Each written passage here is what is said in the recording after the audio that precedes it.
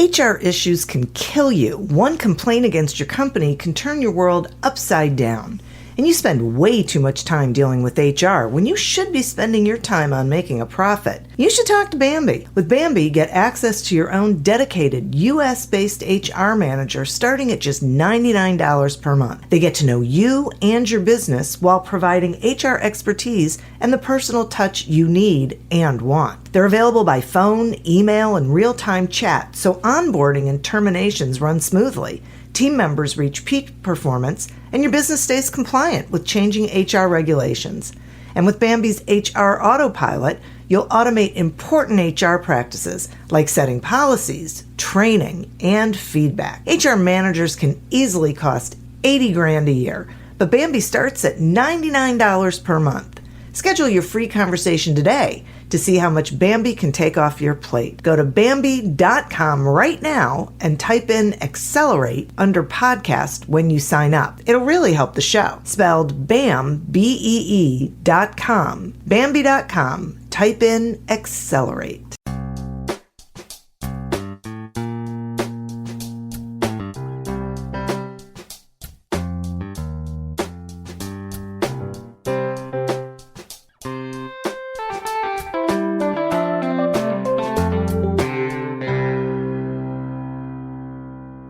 Welcome to Accelerate Your Business Growth with your host, Diane Helbig. Diane is a leading small business development and leadership coach, author, and speaker who is passionate about sharing valuable ideas, tips, and techniques with business professionals worldwide. Diane brings you the world's experts and gurus in all things business. Whether it's sales, structure, social media, planning, or plateauing, guests bring their expertise and energy to each episode. When growing your business is your focus, Accelerate Your Business Growth is the show to listen to. Got a topic or guest suggestion? Let Diane know. The goal is to make sure you have the information you need to move your business forward. Thanks for joining us. Settle in and enjoy. Hi, everybody. Thank you so much for joining us. Today's podcast is sponsored by Audible.com. Audible.com is a leading provider of spoken audio entertainment and information. Listen to audiobooks whenever and wherever you want. Get a free book when you sign up for a 30-day free trial at audibletrial.com/businessgrowth. Accelerate Your Business Growth podcast is enjoying inclusion on lists of the best podcasts to listen to, from MSNBC's Your Business to Inc.com, Proven, Fit Small Business, People First. The list goes on and on and on. And this is really due in large part to the guests that I have the pleasure and honor of speaking with. These are folks who have expertise in certain areas of business. They come on the podcast and talk to me, share their expertise, so that you, the listeners, can take that information back into your business and be more successful. Today is no different. Today my guest is Ty Crandall. Ty is an internationally known speaker, author, pod show host, and business credit expert.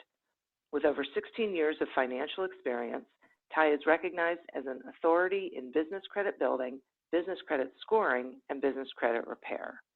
He's the author of two popular books on credit named Perfect Credit and Business Credit Decoded.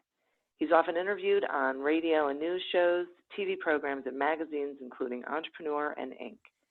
Ty currently serves as the CEO of Credit Suite, where he has helped create and grow one of the biggest and most credible business coaching operations in the United States. Thanks so much for joining me today, Ty. Hey, thanks for having me. I'm excited to be here. I'm thrilled to have you here. Business credit is a topic we have not talked about in a tremendously long time, which is bad on me because it's a really important topic. Well, we'll fix that today. Awesome. Okay, good. So what I'd like you to do is really start with explaining what business credit is, please. Sure. Yeah, absolutely. Well, you're obviously familiar with personal credit, right? I mean, you're born, you're given a social security number. When you get to be 18 years old, you can start going out and applying and obtaining credit, whether it be credit cards or home loans or auto loans or other kind of loans. And then as you get approved, those accounts start to report on your credit report. And as you continue to use that credit, pay the bills and get more credit, the credit profile and score continues to build. Business credit's exactly the same thing. It's just for a business, so when a business is born, you typically, in most cases, is issued an EIN number, and the business then has the ability to start building a credit profile and a score under that EIN number. And the business can start qualifying for credit cards, can qualify for auto vehicle financing, using their business credit quality only. And then it also helps make it easier for business owners to obtain loans, credit lines, and other kind of financing as well, even including commercial mortgages. Okay, so this is so interesting. I love that explanation because it just makes so much sense to me that I get it, because I think a lot of people think that they have to either, be at a certain stage of business, or I just think there's a whole bunch of things people think that are not necessarily true about getting credit as a business. Agreed. A lot of people do. And part of that's perpetuated by credit issuers. They've kind of had this luxury of medium and larger size businesses knowing about this while small businesses don't. So I think the designation, I think, is like $10 million. And when businesses start to get to that medium sized business realm of 10 million or plus, this is when they start bringing in accountants and bookkeepers and CFOs and financially savvy people. And these financial savvy people basically know about business credit. They know about corporate credit. They get involved. They start helping the business owner separate this liability and separate these credit profiles. But the problem is that, Entrepreneur reports about 90% of business owners don't know what business credit is. And almost all of that 90% are small business owners that own less than a $10 million business. So ironically, the people that need business credit the most, the startups, the small businesses, are the ones that just don't have the knowledge of how to get it. And eventually they get it because they hire financial people that can help them. But in the beginning stage, you're right. A lot of people don't know. A lot of people think that it is only for the bigger businesses. They don't know the steps. They kind of fall victim to some of those myths to believe that it's not right for them, that it won't work for them when it actually will. Yeah, I'm so glad that we're talking about this. And one of those things that I'd like you to talk about is if businesses can really get business credit without getting a check on their personal credit. Sure, right. Well, and that's the benefit of business credit. There's a lot of benefits of building business credit, but the one thing everybody should know is that business credit is really designed for a business to fund itself. The statistics show that about 75% of business owners are getting money from family and friends, and even a higher percentage are using personal assets and personal credit to fund their business. The problem is that personal credit's never designed to fund a business. One of the core components of any kind of credit is called capacity. And the capacity that an individual has is much less than what a business has. So for example, you're never going to need to spend $10,000 at Dell on a personal credit card because you don't ever need to spend $10,000 for home computers for your house. But in a business could easily spend $10,000, $20,000, $30,000, $40,000 at Dell in one shot to be able to put computers into an actual office. So because of this, the limits are substantially higher on business credit cards than consumer credit. And when people are trying to use consumer credit cards to fund their business, the limits are so much smaller. They're not designed for that. They oftentimes max out the credit cards. That really damages their scores, making it harder to be able to get the financing credit they want, both personally and for the business. And as you mentioned, then they're also putting inquiries on the personal credit report. So they're adversely affecting their utilization, the building of the balances using personal credit cards, which affects 30% of their FICO score. Then they're putting inquiries on their personal credit report, which adversely affects another 10% of the score. So just by trying to use personal credit to fund the business, they're adversely affecting 40% of their scores, really hurting their personal credit. credit. Business credit's designed fundamentally so you don't have to do that. It's designed for they get higher limit accounts that the business actually needs and can use for the business to fund itself. It's where the business can stand on its own using its own credit profile and score to qualify, so the business owner doesn't need to use their personal. So there is no personal inquiries. So business credit is designed to fix a lot of those mistakes that a lot of consumers are making or business owners are making trying to use their consumer credit to fill the void that business credit's designed to fill. Okay. So you said earlier that, it's like it's like the personal thing, once you get out there and you're doing stuff, then you can apply for credit and you can build a credit score. So you're saying that, like, for a business, it's the same way that does it matter how long they've been in business? No, it doesn't. As a matter of fact, a lot of businesses can and will be issued a failing business credit score even if they have no business credit reporting, which is something that we're not used to. So it fundamentally is the same. As a consumer, you have a credit profile and score. You use it to obtain all kind of credit and financing. The more credit you get, the more credit and financing you can qualify to get. It's exactly the same thing for a business. A business has a credit profile and score that's linked to the EIN. It's provided through 3 credit reporting agencies, Dun & Bradstreet. Dun & Bradstreet's the biggest business credit reporting agency that exists, way bigger than any other even consumer reporting agency. Then there's Equifax and Experian, which have commercial divisions which handle business credit. Now, we're familiar with Equifax and Experian here in the United States because they also handle our consumer credit. So Dun & Bradstreet, Equifax, and Experian populate these business credit reports for a business, and the more credit the business qualifies for, the more credits reporting, the higher the limits they get on the subsequent credit that they get, and the more credit and financing they can start qualifying for. But again, the problem is that unlike with consumer credit where you have to mess up to get bad scores, in the business world, just the fact that you exist as a business and don't have credit by itself defines you as high risk. So when the credit reporting agencies discover that your business exists because your Secretary of State records they get the information from, you're applying for applications of credit or loans, when they get this information, they populate a credit report and will give you a failing score even when you have no credit actually reported. So yeah, businesses have credit profiles and scores just like individuals, but there are some key differences like the fact that you could be issued a failing score even when you have no credit reporting. Wow, that's incredible, because I could see people thinking, I'm doing great. I have no credit cards. I have no lines of credit. I have nothing to worry about in the business. I'm paying for everything. But that's actually working against them, is what you're saying. Absolutely. And because, look, any business, the way that they look at it is the reporting agencies have a type of score they call the financial stress score. And the financial stress score is literally designed to depict your risk of filing bankruptcy in the next 12 months. And when you have a profile that they populate with no credit reporting, they immediately give you almost as high of a financial stress score as you can get to indicate that you're extremely high risk of potentially filing bankruptcy because you have no open credit in the business name. So if you think about it, consumer FICO score is kind of the same way.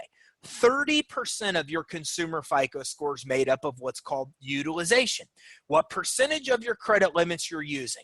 When you're maxing out your credit cards or you don't have available credit, you really damage that aspect of the score. Now, if you think about it, 35% of your entire FICO score's payment history, 30% is utilization. So FICO is telling us that they look at your utilization almost equally as important as how you pay your bills, which means if you're paying your bills on time or if you're paying your bills late, then by overutilizing your accounts, by having balances that are high compared to your limits, you could almost damage your score as much as if you paid your bills late.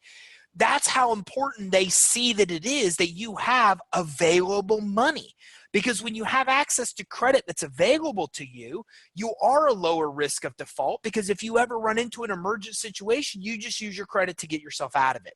It's the same thing as a business. When they look at the worthiness of a business credit-wise, a business that has no access to credit is extremely high risk, because if anything unexpected happens, that business doesn't have the reserves to tap into to get themselves out. That's why in the consumer and commercial world, the reporting agencies look at the fact that you have credit available as so important to get yourself away from danger if danger potentially occurs. That's incredible. And how fast can a business actually build their business credit?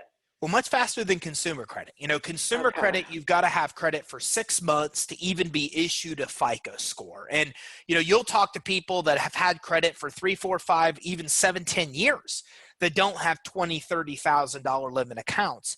In the business world, you can start getting vendor credit, which is how you start building a business credit profile and score immediately right away. That credit takes about 30 to 60 days to report. Once that credit starts to report, then you start to get what I call retail credit or store credit. This is Apple and Amazon and Walmart and Best Buy. It's credit at most major retailers and stores. Once you get that credit and you have a total of about 10 to 14 accounts reporting, then you get to the final stage, which are Visa cards, MasterCards, American Express cards, or what we call cash credit, even auto vehicle financing. So from the beginning to that point takes you about 6 months to get there. And then, of course, at that point, it never stops, just like consumer credit. You continue to build it. The more credit you get, the higher the limits are, the more types of financing and credit become available. So you never stop building business credit. It continues to grow with the business, but it only takes about 6 months to get to the top tier that you need to get the Visa cards, the MasterCards, the American Express, the auto vehicle financing. Okay, and does a company have to be a certain sort of entity, like S Corp or LLC, or can they be a sole proprietor? Well, any entity can build business credit. So, any entity can come in as long as you have an EIN number. So as a sole proprietorship, you don't even have to have an EIN. But if you have an EIN, then you can build business credit under the EIN, okay? It's the same as personal credit, right? You can't build credit here in the United States if you don't have a social, because the credit's linked to the social. It's the same thing as a business. You have to have the EIN because the credit's linked to the EIN. But you should know that a sole proprietorship and partnership, the problems with those entities are that you are the business. You and the business are one and the same. So there's a lot of problems and repercussions there. If the business ever gets sued, you get sued. You are the business. So if anybody ever sues the business, then they can come right after and sue you. They could take all your personal assets. These are things you want to avoid. So corporations are the best entities to really file under, because then you and the business are separate. So you can separate your personal and your business liability. Now, an LLC is another way to go. Even though it's not officially referred to as an entity per the IRS, an LLC will limit your liability. So an LLC or a corporation, you want to choose those two, because you and the business are separate. You can separate your liability. And then that way, as you're building business credit, you've also got an entity where you have the ability to separate your liability. And that's the best way to kind of keep your personal family's finances and assets safe and secure. Okay, that's great. Thank you. That's great. Because I thought that, and so many people just want to be sole proprietors because of like the taxes, except they don't realize that the risk that they're taking when they do that. I think that's okay. I think, look, a business, especially in the beginning stage, it's kind of like a trial run, right? You think you have an idea. You don't know if it's a business. You're not sure what's going to happen. So a sole proprietorship is sometimes cheaper to do. It's sometimes easier in the beginning to get it set up. And I don't think there's anything wrong with starting a business that way. But when you know you've got something, when you know that you're going to stick with it and make it a business, you really, as quickly as you need as possible, need to change to an LLC or a corporation. Now, my advice, depending on the state you're in, is save yourself the headache and go right to corporation or LLC right from the beginning. But in Florida, that's cheap to do. It's like $70 here to set up an entity. It's super easy. But in California, it's like $600-$700 to set up a corporation. So sometimes there's just a financial barrier why people can't do it. Yeah. Yeah, that makes a lot of sense. Okay, I'm going to take a quick sponsor break, and then I have a bunch more questions for you. Accelerate Your Business Growth podcast is happy to be sponsored by Audible.com. Audible.com is a leading provider of spoken digital audio entertainment and information. They have over 150,000 titles to choose from, and you can listen to them on any device, including whatever you're hearing us on right now. And if you sign up at our link, which is audibletrial.com/businessgrowth, you get one free audiobook and a 1-month trial of the service. Some examples of books you can listen to on audible.com are our guest book, Business Credit Decoded, and The Go-Giver by Bob Berg. So visit audibletrial.com/businessgrowth, explore the books that are of interest to you, and receive one free audiobook when you sign up for the trial. Today we're speaking with Ty Crandall about business credit. So, you mentioned before about starting, I'd like you to go back through that process, and before you do, like with what kind of credit, and my question is that the best way to go, the only way to go, or, is that your suggested process of store credit, retail credit? You had a whole process that you went through. Sure, absolutely. Well, when you're building business credit, the very first thing you want to do is set up the business the right way, set up the business credibly. And you should know that lenders and credit issuers and suppliers and your customers, anybody that's looking at your business, one of the first things they're looking for is just to see, are you credible? Are you visually reputable? Do you have what looks to be a legitimate, true business? And so that starts with the right entity, right? I mean, sole proprietorships are oftentimes solopreneurs, right? They're on their own. They don't even have a really well-established business. So even choosing a corporation or using an LLC, those make you look more credible, more legitimate. Setting up your address the right way. You never want to use a home address you never want to use a UPS or a PO box address. Stay away from those.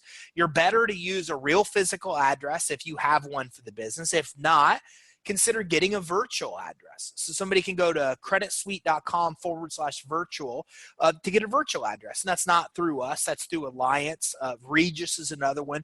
What these companies do is they basically sell you, they rent you a mailing address. So you could still have an address that makes it look like you're in a big high-rise building in Tampa, Florida. But the reality is you're only renting that address. You're only getting mail there. So you want to get a real physical business address if you can, a virtual address if you can't, and last resort, you want to use a home address. But if you use a home address, obviously you're not going to look as legitimate and credible as others that don't. Your customers, anybody that wants to, could easily see that's a home address. Nowadays, Google Street images of your business are appearing on your business credit report, so your home address could appear there, for example. But what you never want to do is use UPS and PO box address. You have to avoid those.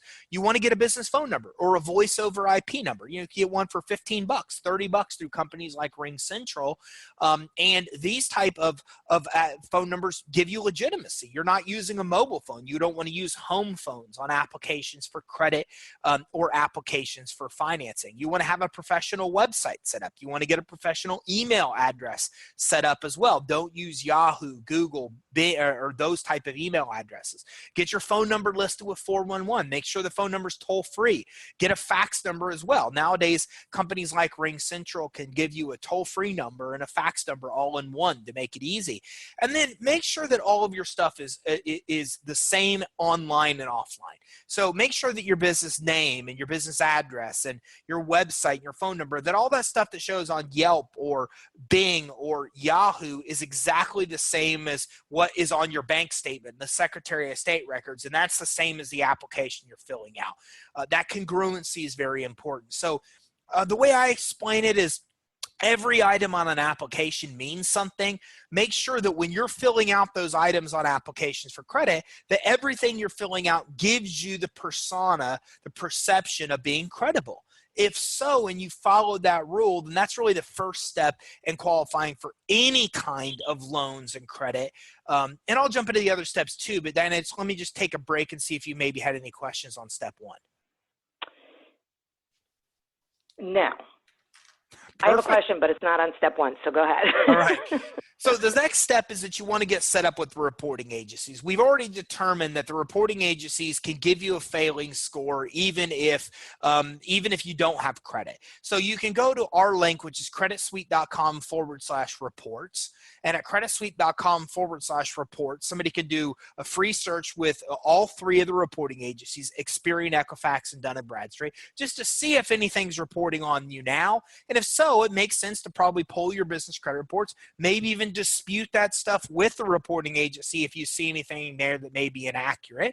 And then you also want to get your DUNS number from Dun & Bradstreet. And they can go right to creditsuite.com/DUNS. That's just DUNS.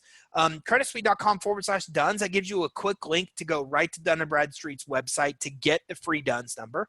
And that DUNS number is basically the first step to building business credit with Dun & Bradstreet. They'll make you have a DUNS number to ever create a credit profile and score for you to ever give you a score. So make sure that you take that step to get the DUNS number. Now, once you've done these things, you've set up your business credibly, you've got set up with the reporting agencies, the next thing you want to do is start building credit. And that is typically done through what are called vendor accounts. And vendor accounts are companies like Uline, Quill, Granger, Gimplers. So these are companies that will give you net 30 accounts, which means you have like 30 days to pay back whatever it is you borrow. They'll report the credit to the business credit reporting agencies. They will not require a personal credit check from you for approval. So this is credit you can get right away without a personal guarantee, right away without a personal credit check. You use the credit, you pay the bill on time or early, and then they report that credit to the reporting agencies. And as soon as about 5 of those type of accounts are reported, then you can move on to the retail store credit. Now, there's a shortcut here. If you happen to have good credit, 685, 690 plus FICO score, no derogatory items on your credit report, then you may qualify for unsecured Visa, MasterCards right now that can report to the business credit reporting agencies. Those will have a personal guarantee. They will have a personal credit check, but they also will report on your business credit reports, not your consumer credit reports. So it's a quicker and easier way to build your business credit if you want to provide the personal guarantee and you don't mind the credit check. And anybody can give us a ring or send us an email at our main phone number that they can find on our website, and we'll talk to them more about qualifying for that program. So again, there's 2 ways to go. There's the personal guarantee. I have good credit. I want to use that to get Visa cards, MasterCards right away. Or there's the using the vendor credit route. Either of those will then get somebody to that next step of starting to get the retail and store credit. Okay. That is so great. Now, here's the question that I had. If there's somebody listening and they're thinking to themselves, okay, well, this is really great. Apparently, I'm going to get dinged. Currently, and like since I started my business 10 years ago, I have yet to really need, anything more than a business credit card. But I'm hearing that I should probably be establishing lines of credit with my vendors and whatnot. Even though I don't buy a whole lot, are you recommending that they go ahead and do it, and then instead of just paying for whatever, they go ahead and put it on the card and then pay the card, or put it on the line of credit at the vendor and then pay it, when the invoice comes? Sure. Let's look at our company, for example. We buy a lot of stuff on Amazon. I think a lot of companies do. We have an Amazon corporate account that required no personal guarantee, no personal credit check to get approved. Everything we buy on Amazon, we have no problem paying it as soon as we buy it. But why not? Well, instead, what we do is we use our corporate card with Amazon. We pay it off every single week, and we do the same thing that we would do with or without the Amazon corporate account. The difference is that Amazon corporate account reports on our business credit reports. Our business credit reports are showing that we're using thousands of dollars with Amazon regularly. And then that helps us get higher scores, which make us more lendable, help us get better rates in terms on the financing we get, help us have a better perception to prospects, clients, competitors, anybody that wants to actually access our commercial credit reports. So we're doing the same thing. We're buying stuff and paying the bill. We're not paying interest on it because we're paying it off before the interest accrues. The only difference is we're getting the added benefit of a trade account reporting to the business credit reporting agencies, which, by the way, Amazon reports to Equifax, Experian, and Dun & Bradstreet. So we're building credit with all three reporting agencies. And whenever down the road we need to get a loan, we need to get a credit line, any of those type of things, it's easier for us to do it versus the person that's just trying to pay for Amazon as they go, even though we're both accomplishing the same thing. We're both ordering from Amazon. We're both paying the bills right away. We both don't need to get the credit to buy from Amazon. The difference is we get all the added benefits of the trade line, the reporting, which helps make us more lendable and get access to more credit, whereas other people don't have that luxury. That's great. Thank you. Thank you. That is I so appreciate that answer. I totally get it. And I really like the example with Amazon, because so many people use Amazon, but they don't realize that Amazon has that business side. Right. And Dan, I feel like you hit on a major point. I mean, the problem that we see in that I've spent 17 years in financial services, and the problem I've seen is that people, this way of thinking that you don't go to get money until you need it is really, really not the way you want to think, because that's not what lenders and credit issuers want. Lenders and credit issuers will freely give you money, not freely as if you don't need to pay interest on it, but freely as in they'll gladly give you approvals when you don't need them. But when you do need them is when they don't want to give it to you because your back is against the wall. And that's what we see all the time. We see people come in that use their personal credit to fund their business. They ignore advice like this or don't know about it. Then they max out their personal credit cards. Then they come looking for help. The problem is it's too late then. Now all the people that could have issued you credit won't because they're worried that you're desperate because you're maxed out on your credit. Now your credit scores are in the toilet, so your ability to use the personal credit to be able to do the things you need to do, you can't do that. Nobody wants to lend you money when you're in trouble. And this is why when it comes to revolving credit that you only need to pay on when you use it, well, why wouldn't you get that? Get all the revolving credit lines and credit cards you can, all of them, ready in case anything comes up unexpected. They're immediately there. Maybe you want to take advantage of an opportunity. One of your competitors is getting ready to go under and wants to sell it to you for pennies on the dollar. Maybe they're just getting bored of running the business, or maybe your marketing campaign fails, your air conditioning goes out. It's good to have all that credit when you need it. And that's what we see about business credit. It's just like consumer credit. You can't ignore it for the rest of your life. At some point, it will catch up to you. At some point, you're going to want that credit card from your bank. You're going to want the credit line. You're going to want the loan. At some point in a successful business's history, you will need it. And nobody wants to wait till they need something to get it. Start building it before you need it. Then that way, when it goes time to get that SBA loan, etc., you don't have to spend months or years building it then. You've already built it and done the legwork. So then when you need it, it's available for you to get. Yeah, this is so interesting for me because I think so many people, the first thing they do is go to the SBA. And the SBA says, okay, wait a minute. You're not an entity yet. You have no proven revenue or success or whatever, and it's really, really hard to get the business loan. But what I'm hearing you say, so correct me if I'm wrong, is you can get the vehicles that you need to be able to fund the things that you need in your business by starting with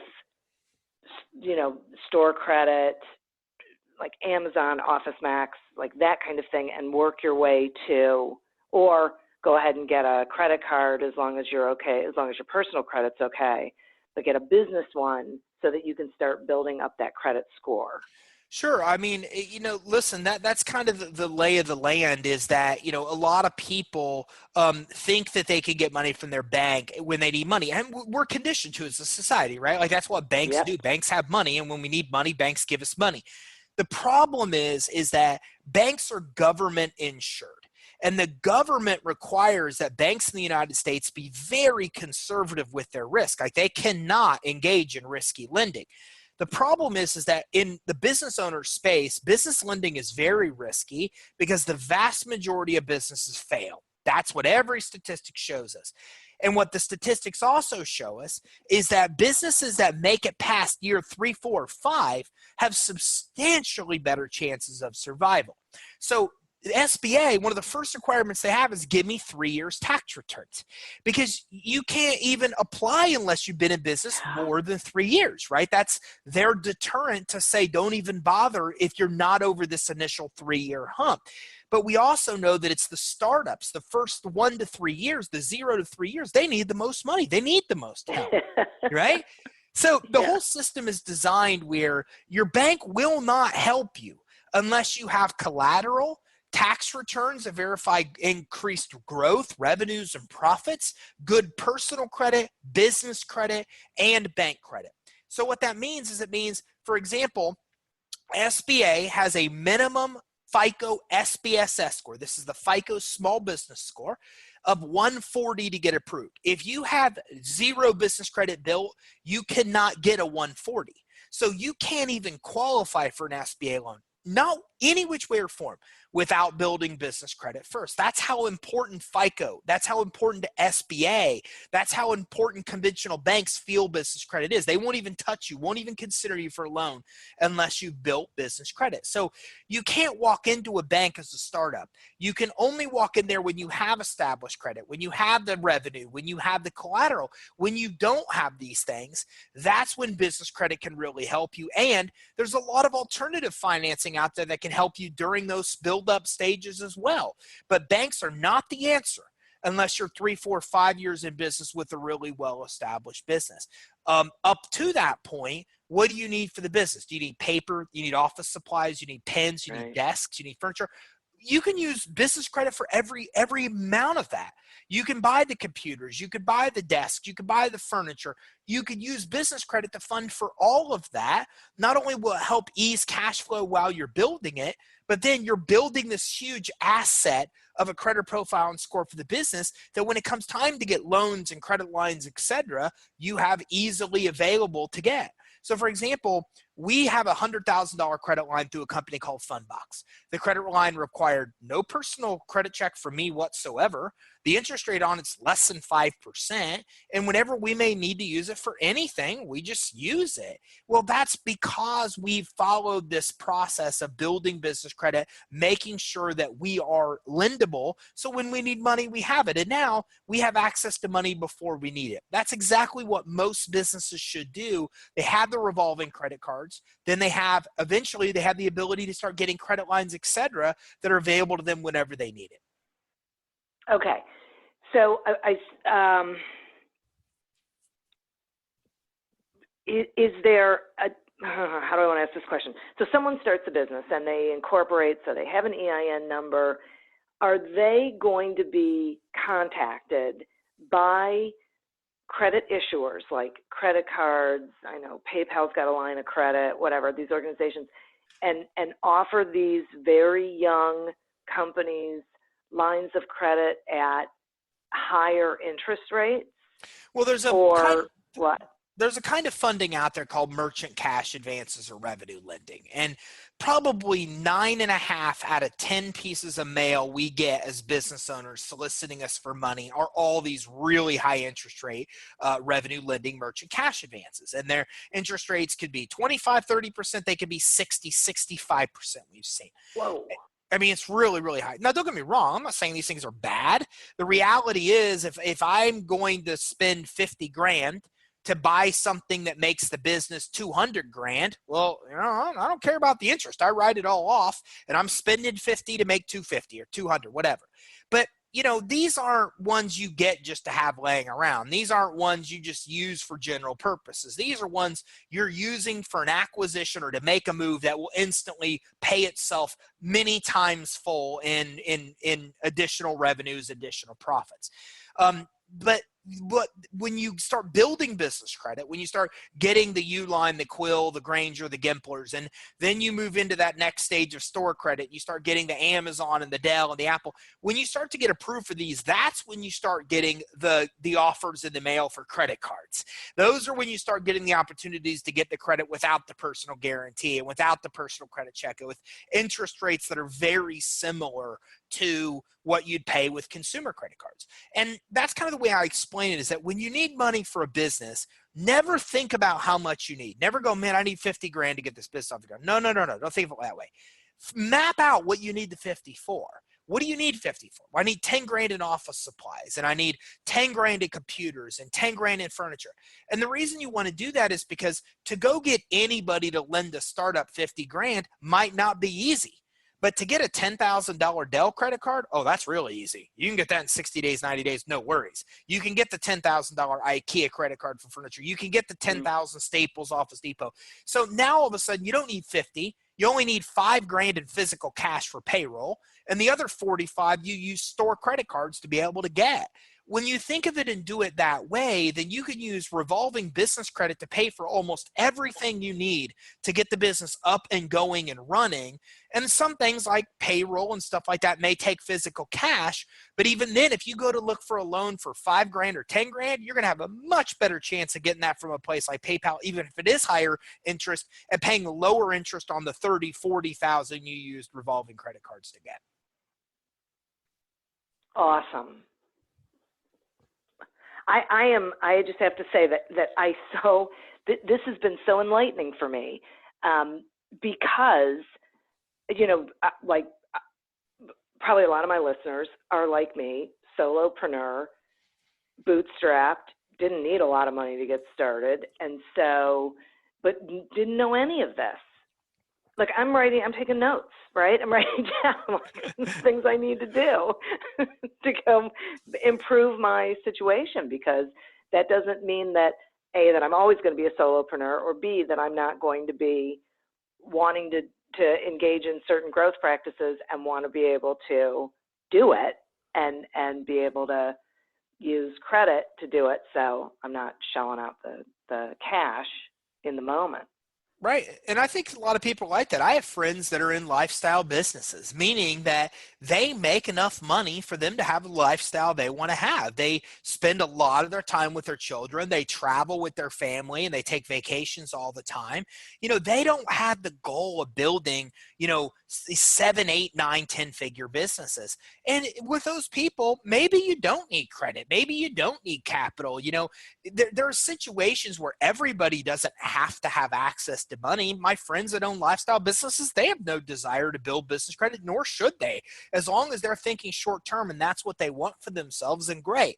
But anybody that wants to grow this, that wants to have a successful exit, that wants to sell it, that wants to pass on the business to somebody else, anybody that is thinking about those kind of exit strategies, well, then you definitely want to use business credit, because it provides you the money to fuel the business. And it also becomes one of the biggest assets the business has. If somebody can choose between buying your business and somebody else's, they're always going to choose the business that's 100,000 in available credit immediately available to them the minute they take ownership, versus the one that has 0. So depending on what you're looking to do, if you just want to run this as a little side hustle, it might not work. It might not even matter to you. But unless you're using your personal money, then it should. But if you're going to grow it into a business, then it really becomes a point where most people want to consider this, because it becomes a huge asset and it just eases cash flow constraints while you're getting the business off the ground and making it successful. Fabulous. That's so great. So if we have people listening and this is the first time they've heard any of this, which I'm imagining is a good number of them, are there things we haven't talked about, like tips that you can give them so they can go out there, make sure that they're getting and keeping a good credit profile and score? Absolutely. Well, the first thing that is, we talked about a lot of the steps: setting up the business credibly, getting your business credit report set up, get with Dun and Bradstreet, getting the vendor credit. Then we kind of briefly talked about the next two steps, which is then getting the retail credit, getting the Amazon, getting the Apple, the Walmart. Then when you have about 14 accounts, then you can get auto vehicle financing, and you can get the Visa cards, the MasterCards, the American Express cards. So right now, American Express and PNC Bank and Chase Inc. are great sources for those. So that's kind of the steps. Now you know the steps. The next thing, or tip wise, is, first, don't put your social security number on the application for credit. Whenever you supply a social security number, you're providing a personal guarantee and you're providing a personal credit check. If you want to do that, great, keep providing the social. If you don't want to do that, leave the social security number blank on the application. Never put anything in place of a social on an application that's not a social, but you can leave the social security number blank and still then be able to qualify based on the merits of your business credit, not based on your personal credit. Again, if you followed the right steps. If you go to get a Staples credit card right now after listening to this and you didn't build any initial vendor credit or build any initial accounts, well, then Staples will deny you. But if you've applied and went through the proper steps, got the 5 vendor accounts first, then got 10, 14 accounts or more to get the Visa card, MasterCard, then you're going to be able to get approved leaving the social security number off the application. The other tip is, don't think that what I told you today applies to loans. You can eventually get loans without a personal guarantee, eventually get loans without a personal credit check. But usually that's a really well-established business. Businesses that are doing millions in sales, they're going to want to see financials. They're going to want to see other factors other than just your business credit. Your business credit by itself doesn't make you lendable, but it helps you get more money. It helps you get better terms, and it helps make you more lendable by having it established. So keep that in mind. The other thing to keep in mind is there's a lot of money out there for the solopreneur, the startups, the companies that have been in business less than 5 years. So pay attention to that. If they go to our website, creditsuite.com, the top right of our page is our YouTube channel. We have all kinds of videos that map out a bunch of different ways to get money even as a startup, or even if you have credit issues. Look at those other options. Business credit isn't the only way to get money. There's a lot of other ways to get money out there that a lot of business owners just don't even know about. So make sure that you know about those things. Make sure that you don't provide the social security number on applications for credit while you're building business credit. If you don't want to personally guarantee, you don't want that personal credit check. So those are some of my best tips that I would give somebody that's out there looking for capital or looking to build business credit that we really haven't touched upon just yet. Boy, those are great. Thank you. Wow. Okay. Truly, people are going to be listening to this a couple of times, hopefully, but they don't have to, because I would love it if you would talk with them about the website, about Credit Suite and all of the resources that you have there, and how they can get your books, how they can find you, everything you got going on. Well, I think you provided a great link to where they can get Audible. And can you go ahead and repeat that if you don't mind? Oh, sure. It's audibletrial.com/businessgrowth. So I'm a huge Audible fan. I listen to audiobooks all the time on Audible, and that's why I put Business Credit Decoded on there. So if you like to listen on the go, get that app from Audible, get your free book. Maybe mine will be your first free one. Maybe you choose another one, but get Business Credit Decoded. You can listen to that on the go. If you like to listen on the go, then go to our website, creditsuite.com. At the top right of our page, you can access our podcast, the Business Credit Financing Show, and you can listen on the go without needing to do anything else, so you can actually come in and get some tips as you go. And then we also have our YouTube link at the top right of the page, where we have hundreds of videos that teach you how to get business credit, how to get financing, what banks are looking for, how the credit scores and all these things, business and commercial and consumer, actually really work. And then, access us on our other social platforms. Like on Facebook, for example, we go live every single week. We do live training using Blackboard, chalkboards, and whiteboards. And then we also answer questions live. I'm on there hosting, doing live Q&A sessions, answering questions as we go so people can have the questions as they're going through this process answered. So if they just go to creditsuite.com, the top right of our page, there's all kinds of resources that can help. And we also have a free guide that can help as well, creditsuite.com/EIN. So creditsuite.com/EIN maps out in much more in depth than what we've had time to go through here, the exact steps to take to build business credit. And that's a great resource to help everybody that's looking to build their business credit as well. Oh my gosh. This website, seriously folks, this website, creditsuite.com, with go to the home page, go to any of the other pages, has so many incredible resources for you. And, we're linking to it on the show page. You've got a whole bunch of /report/virtual/EIN, or 3 that I have written down that I picked up on. Really, just incredible. Ty, thank you so much for joining me and sharing this information with everyone. Dan, thanks for having me on. I just think this information is so valuable that everybody at least knows business credit exists, knows the steps to get it, and you've been an amazing host. I think everybody has a lot of good, actionable information that they can leave the show with today. It's been a pleasure to be here. Thanks. Boy, thanks for saying that I was a good host, but seriously, this information is so important, and you offered it in a way that really did give people actual steps they can take, things they can do, and they can always go to the website, they can watch the tutorials, they can listen to the podcast, they can get your book on Audible, just on and on. So thank you not only for joining me, but for providing all of those resources to business owners so that, boy, they can figure this thing out. I had no idea that you could be dinged for not having business credit. So, that is one of the biggest takeaways that I'm taking from this and creating a little to-do for myself. So all you listeners out there, thank you for listening to this, and you should be doing the same thing. And love to thank the sponsor. Remember, you can get a free trial and a free audiobook by going to audibletrial.com/businessgrowth.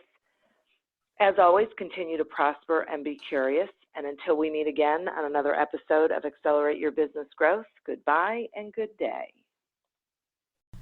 The average person experiences up to 10,000 marketing efforts each day. Those ideas are culled from millions of possibilities. The CMO Confidential podcast takes you behind the scenes to learn about the decisions, drama, politics, and glory that go with one of the most scrutinized jobs in the executive suite, the Chief Marketing Officer. Guests from all over the business world join Mike Linton, a 5-time CMO, to share stories about what it's really like in the marketing universe.